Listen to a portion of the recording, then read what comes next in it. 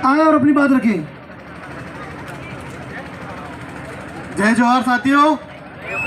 आज आशा भील की नगरी आशावल अहमदाबाद में ये महाचिंतन शिविर जो हो रहा है उसमें स्थानीय आयोजन कमेटी का बहुत बहुत धन्यवाद। हमारे को हगिया डेंडोर की नगरी सागवाड़ा से यहाँ बुलाने के लिए बहुत बहुत आभार, धन्यवाद। बहुत सारे मेरे साथियों और वक्ताओं ने अपनी बातें रखी, उसमें 2-4 पॉइंट मैं भी मेरी बात रखना चाहता हूँ, उसको थोड़ा सा शांति से सुनना।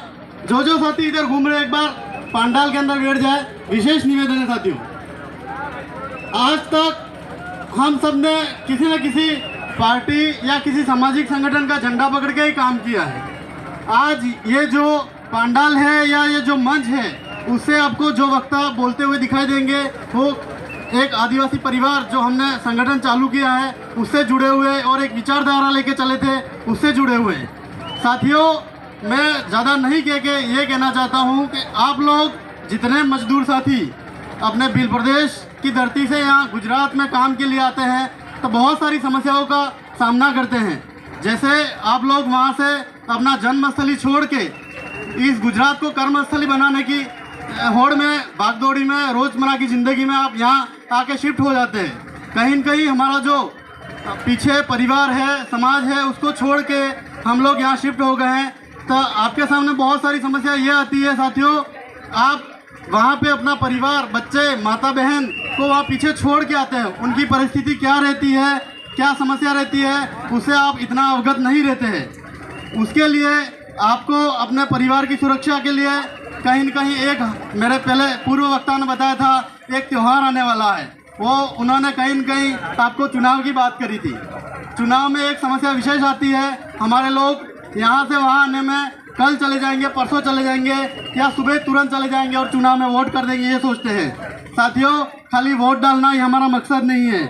हमें संवैधानिक अधिकार, संविधान और हमारे जो मूल अधिकार है उनकी रक्षा करें। जैसे मेरे पूर्व वक्ताओं ने राजकुमार जी, उमेश जी और हमारे सागवाड़ा विधायक राम प्रसाद जी डेंडोर का परिचय दिया था।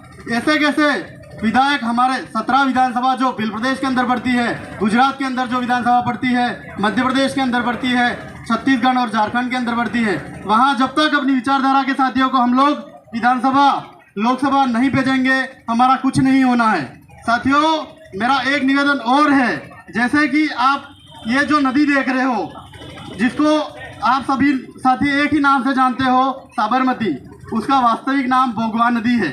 वो हमारी अरावली पर्वतमाला उदयपुर संभाग की पहाड़ियों से निकलती है और उसका वास्तविक उपयोग हम लोग नहीं करके गुजरात की जो इंडस्ट्रियलिस्ट है, कंपनियां हैं, वो उपयोग करते हैं। कहीं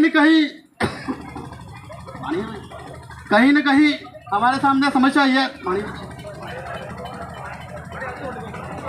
साथियों, जैसे आप सबने अभी एक विशेष बड़ा प्रोग्राम देखा होगा, चंद्रयान का लॉन्च हुआ। चंद्रयान का लॉन्च हुआ, वो क्या हमारे लिए फ़ायदेमंद था? आप सभी ने उसका तार्किक विवेचन किया क्या?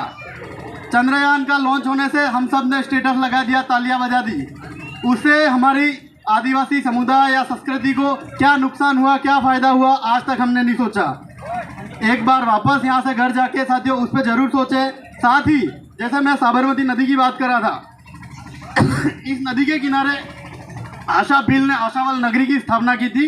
वो 11वीं शताब्दी में की थी। उस जमाने में आशा भील जिन्होंने इस नगरी की स्थापना करी थी, उस जमाने में जो पुरातात्विक लेख है उसमें लिखा हुआ है, संगठित, सांस्कृतिक और वाणिज्यिक नगरी ये आशावल नगरी थी। आज हमारे मोटा भाई और चाय वाले बोलते हैं कि हमने गुजरात का विकास किया, हमारा यहाँ का विकास देखो। साथियों, आप इतिहास उठा के देख लो, हमारे को हमेशा बेवकूफ़ बनाया जाता है। आशावल जो आशा भील थे, उन्होंने आशावल नगरी की स्थापना की थी। उसी टाइम पे वाणिज्यिक और सांस्कृतिक तरीके से इस नगरी की स्थापना करी थी और बाद में आज जाके लोकसभा में जाके छातियाँ पीटते हैं, हमने ये कर दिया। उन्होंने कुछ नहीं किया साथियों, क्योंकि कहीं न कहीं हमारी जो संस्कृति है, कहीं न कहीं हमारी विचारधारा है, उससे ही हम लोग जुड़े हुए थे। और ये हमारे राजाओं ने भी पहले से ही संगठित रहने का और संस्कृति के साथ जुड़ा हुआ रहने के लिए हमको पहले से प्रेरित कर रखा है।